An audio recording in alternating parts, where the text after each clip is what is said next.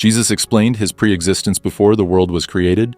Jesus shared many profound mysteries with us, including what took place before the world's creation.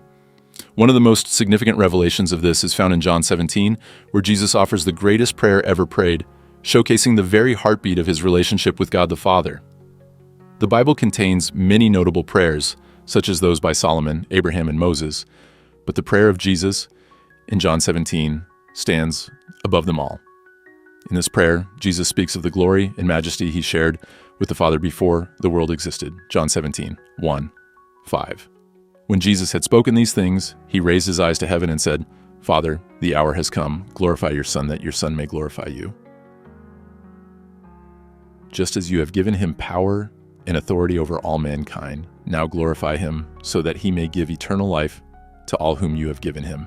Now this is eternal life, that they may know you, the only true God, and Jesus Christ, whom you have sent.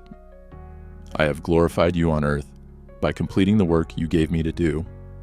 Now, Father, glorify me together with yourself, with the glory I had with you before the world existed, before the creation of the earth." God existed in majesty with his Son. While Genesis recounts the beginnings of creation, it is clear that God himself did not have a beginning. He was already present when the universe was made.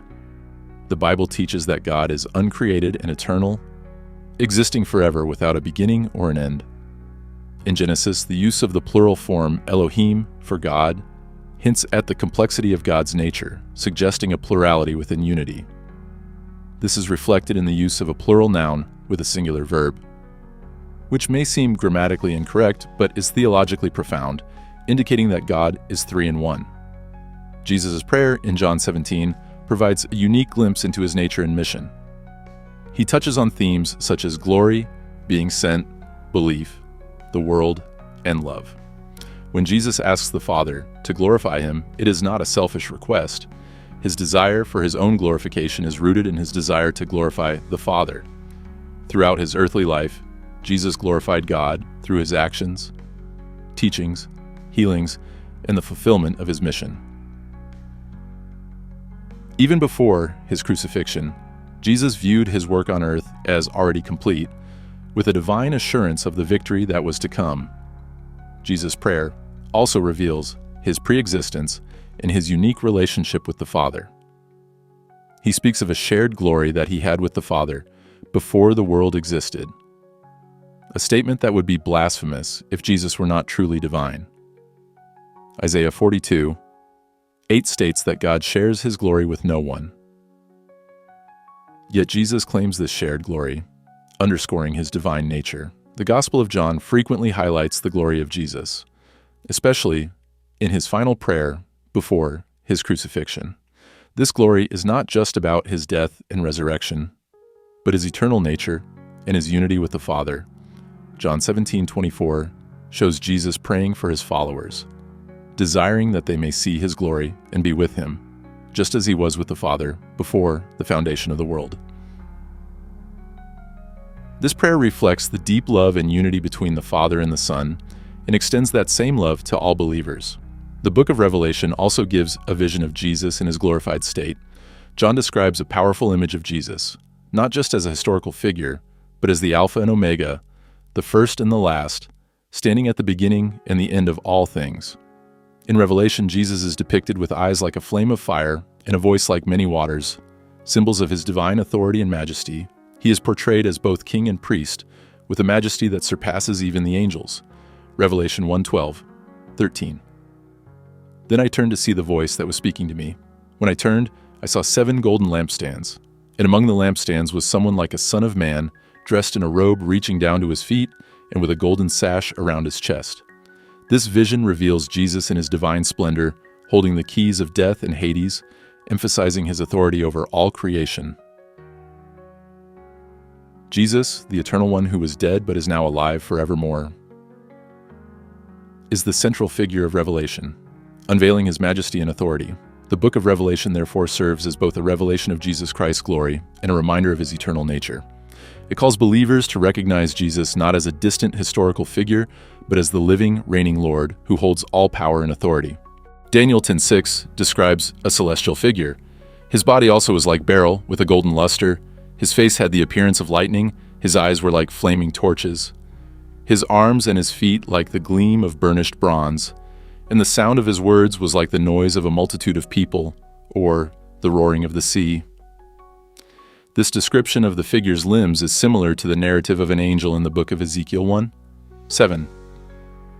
Their legs were straight, and the soles of their feet were like a calf's hoof, and they sparkled and gleamed like shiny bronze. The angelic characteristics that appear in John's vision of Jesus do not bring Jesus down to the same level as angels. Rather, they most likely serve to emphasize Jesus' immense grandeur.